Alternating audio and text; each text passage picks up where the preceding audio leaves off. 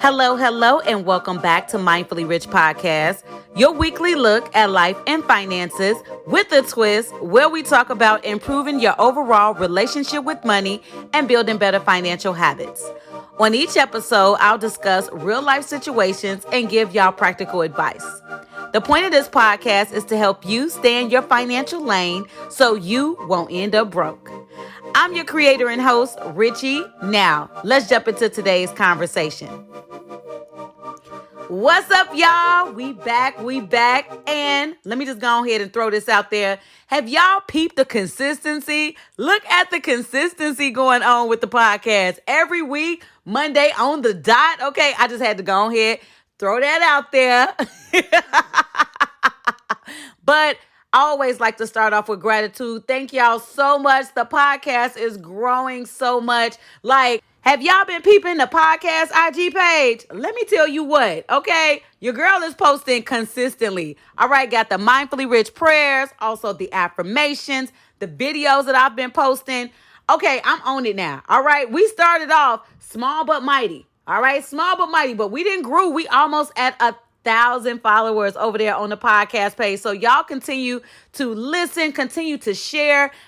Share this thing far and wide, okay? Even if you don't know if somebody could use this information, go ahead and share. Y'all are the only reason why I do this. Y'all are the reason why the podcast is growing. So continue to listen, continue to share, and don't forget to go ahead and write a review. If you are listening, I think it's Apple Podcasts. If you're listening on Apple Podcasts, write the review, please. All the reviews, they help. Please, please, please. Yes, I'm going to say please, please, please. That's a song. That's a Temptation song. I can't think of it right now. It's a song. But write a review. And once again, when you're sharing the episode, so say you're on Spotify, you could just click share and it'll let you text it, put it on your social media, whatever it is that you do. But don't forget to tag me. And so the social media platform of choice for me is IG. I'm at mindfully_rich_podcast. And so if y'all haven't checked out last week's episode, the episodes before that, go ahead and listen because this month, for the month of August, I have a money and relationship series that's going on and it's been popping, okay? It's been really good. Y'all been reaching out to let me know how y'all feeling about it and I just love to see it. I love feedback. I love feedback. So continue to share that with me and I'm glad that y'all are enjoying it and we're going to go ahead and keep that momentum going with our love and relationship series. Money and relationship series. Look at me thinking about love, not in love, but you know what? Lord. But anyways, this week we're going to get a little deep, y'all. I'm talking about you and your partner and or spouse readiness to get alone together. Because check this out. Trusting your money with somebody, that's already hard. Okay, I know that that's hard. But getting alone with them, child, please, that's a whole nother commitment, okay? Because alone is a contracted commitment. Not that y'all making with each other, but y'all making that to a bank, a credit union, or a finance company. That's a lot, okay? And y'all are agreeing to both pay them back, regardless of where y'all stand. So that's a huge commitment. And so I was like, let's go ahead and tackle getting alone together because from my experience, I've been in the financial industry coming up on 15 years in November. And y'all, I done seen some stuff, especially when it comes to loans. So I was like, let me go ahead and drop a few gems down for everybody, especially if you're in a relationship right now. You're thinking about getting a loan with your partner or with your spouse. Now, of course, it feels like a given when you're married that we should go ahead and get a loan together. Not everybody get loans together. All right. I did it in my marriage. Okay. That was just something that was a choice that just kind of happened. I don't know. To be honest with you, I just think it was just God. All right. But there are people who feel like it's just a given. It might be, there may be things that you want to get together. It's not always that way where spouses get on loans together. You do have options. And we're going to go over that today. So let's go ahead and jump into today's mindful money moment. And for all of my new listeners out there, how I started this podcast off, I believe for the first 25 episodes, and you can see some sprinkles in between, I would take one of my favorite songs and use that title as the topic point. And so today I'm using Gucci Mane, one of my favorite artists, my daughter's fave. Okay, my daughter love her some Gucci Mane. And I'm taking his song, I Think I Love Her. And the topic we're talking about is the two qualities needed in a relationship before getting a loan together. All right, so the focus today, y'all, I'm talking about partners and or spouses making a commitment to get a loan together. All right, so before I jump into those qualities, I want to go ahead and go over the basics. What is a loan? All right. A loan is when you borrow a specific amount of money that's expected to be paid back with interest. All right. When you're obtaining a loan, both people, if there are two people on a loan, are responsible for paying that loan back. All right. When you are trying to obtain a loan, whether that's an individual loan or that's with someone else, you have to apply for that loan. You will also have to qualify for that loan because that particular financial institution or that finance company is going to have specific qualifications in place just to determine if you are someone that they would give a loan. All right. When they're looking at those qualifications, they may be checking out to see how long you've been on your job, how much gross income you make monthly in relation to the amount of debt that you're already carrying that's showing on your credit report. There are going to be different factors. Say if you're getting an auto loan or a mortgage loan, they're going to need to look at the collateral because the vehicle itself is collateral. The home itself is what's called collateral. They're going to evaluate the condition of that collateral and also the value of that collateral. Lots of people don't know this, but when you're getting, say, the vehicle or a mortgage loan, you can be declined if that piece of collateral isn't worth what you're trying to purchase it for. Yes, you can be declined for that because they are not going to allow you to purchase something over the amount of what is valued. So just a little heads up on that, just to give you a little insider information there. There are also certain loans, like say a personal loan, that's going to require you to have a certain range of credit score. If you have, I'm going to give you an example, base example, 620 and under, some financial institutions won't give you a personal loan. And a personal loan is just money that they're giving you. Say you go and just say, hey, I need $1,000. I need $2,000, $3,000, $4,000, $5,000.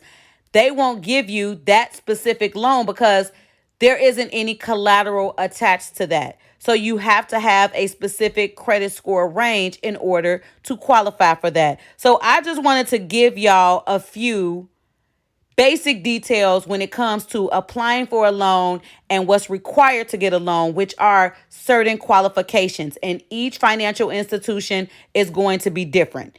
Now, I'm going to go ahead and jump into the two qualities I believe you and your partner and or spouse need before y'all obtain a loan together. The first quality is responsibility. Y'all both got to be two responsible people. I mean, on y'all own, not dependent on the other person. Like, responsible people pay their bills on time. Okay, that's just true tea. They pay their bills on time. They not gonna sit and wait for you to tell them that their bill is due. They just responsible. Okay, so you want to make sure that y'all both are responsible on your own and not dependent on the other person when it comes to paying your bills on time, doing things in life as a whole, hell, just being responsible. Okay, that next quality is accountability. That person is cool with accountability. They hold accountability high in their life. Like, that's something that they're making sure that if I have this particular thing that I have to do, I'm the one that's accountable for making sure that it gets done regardless of who else does it. They need to have accountability. So responsibility and accountability, those two qualities go work hand in hand when it comes to you determining if you are going to go on a loan with your spouse and or partner. And here's the reason why. This is what a lot of people don't understand when it comes down to loans. So say you're getting a loan, your spouse or your partner decides they're going to be a co-signer or they just want to be a joint borrower with you. It don't even matter how it's listed on the loan. Y'all both responsible. Okay? Because what'll happen is, and what I've seen in my experience is, You'll get a loan together, depending on how long that loan term is. So a loan term can be 1 year or up to 30 years, depending on what type of loan it is.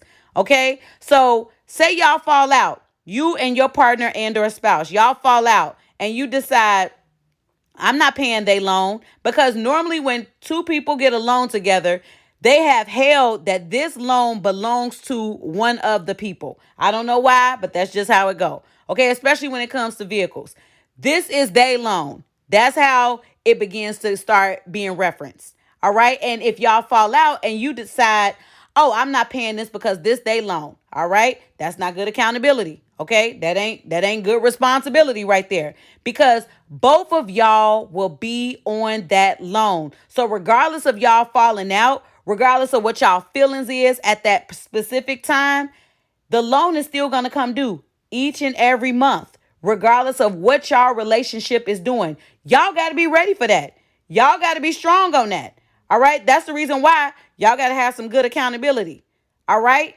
And what happens is, especially when it comes to married folks, when married folks, when they get a loan together and they fall out and they go through a divorce, child, they'll think that that divorce decree is going to tell everything. Judge said that this was your loan. I'm not paying on it no more. But see, this is the thing that people don't understand. Married people don't understand when they get a divorce. Yes, the judge has said this vehicle belongs to such and such, or the house needs to be refinanced in such and such's name. They're going to have to, once again, apply and qualify in order to take the other person's name off of the loan.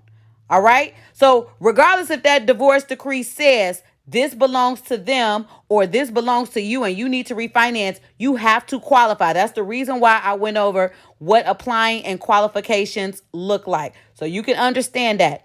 All right. And sometimes, especially in a marriage, depending on how long those people have been married and what their life looks like now, they can't qualify for that personal loan, for that home, for that vehicle on their own. They needed the other person in order to qualify. All right.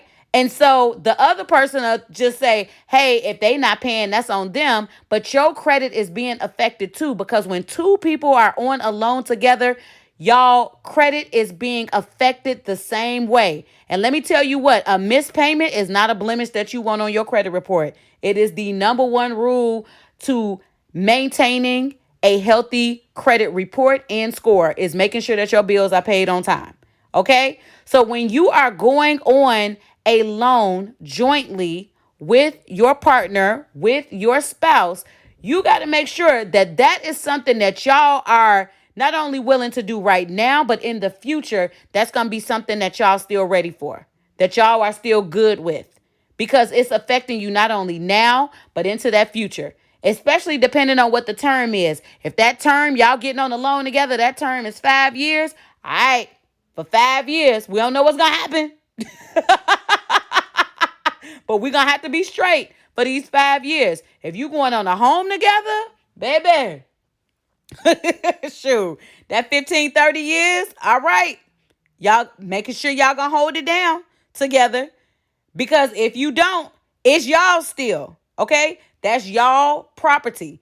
Oh, and don't let it come down to y'all get a house together. You're not married. Y'all break up. And now you decide that you want a house on your own, but you own this house. Child, I don't even want to go into what that even looks like.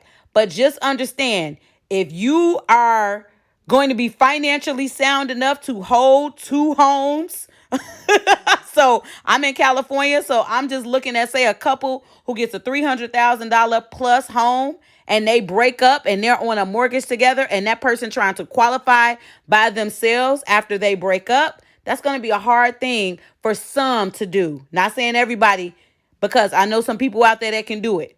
Okay, but that's a hard thing for some people to do. And then for the other person to say, all right, I want to go get a house myself and try to have two mortgages. It happens, y'all. That's the reason why you want to make sure that your spouse and or partner, y'all are ready to get a loan and y'all both exhibit responsibility and accountability. This goes beyond trust. Now, once again, like I said, with everything else I've been talking about, when you are deciding to get a loan, with your significant other, that is a personal choice. This information that I'm sharing with y'all is just to give you some insight and give you some perspective. Okay? You got to make that decision. That's going to be, it's on you, baby. That's one of my songs, okay? That's going to be on you. So I am hoping that the information that I shared today has been beneficial and helpful for y'all in determining if you want to go on a loan with your significant other. So just some housekeeping real quick. If you would like to sponsor the Mindful Money Moments, you can go ahead and email me at mindfullyrich@gmail.com. Also, if you would like to advertise and brand with the podcast, go ahead and email me. I would love for you to do so. And if you would like to send, a church donation to the podcast, the Cash App is $RichE85. Always appreciate any love offerings. And once again, just want to say thank y'all so much for listening. Thank you. Thank you just for being here. I appreciate it. We are 69 episodes in. Look at us. Okay. I'm saying us because, I do this for y'all. So 69 episodes in. If you're not following the podcast on social media, my platform of choice is IG. I'm at mindfully_rich_podcast. Got lots of good stuff on the page going. And other than that, I just want y'all to live life mindfully, intentionally, and on purpose. And until next time, when I hit y'all with another one.